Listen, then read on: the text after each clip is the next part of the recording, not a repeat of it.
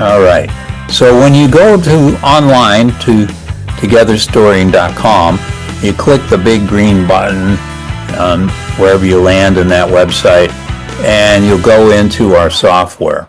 It's free, and we say, welcome to your re-authoring journey. We're going to re-author your story, make it more empowering, get you out of the rabbit hole, not even going to go in the rabbit hole, not going to deal with your problem-saturated account. We're going to ask you some simple questions, and it all works this way. Here's the model, all right? You have 7 anti-narratives, 7 B's. The before, right? The beneath, going beneath your mask, the bets on the future, what are we in being, etc., etc. And then you get to the beyond, kind of more spiritual aspects if you're into that. And we have 7 W questions.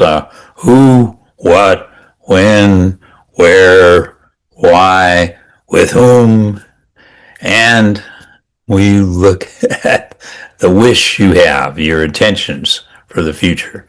So, and then we have the 7 principles of true storytelling that come from the book with Jens Larsen, Lena Brun, and myself. And it came out in 2020. And people around the world are getting together in true storytelling groups, and they work through the principles.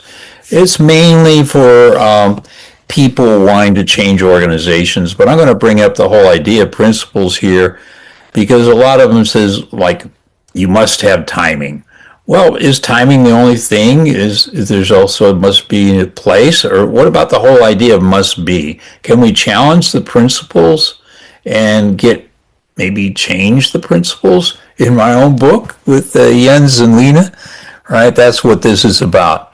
So the next thing we look at is your unique pathway, where you choose one of the B's, one of the things. This kind of gives you the sequence. You take a pretest and assessment.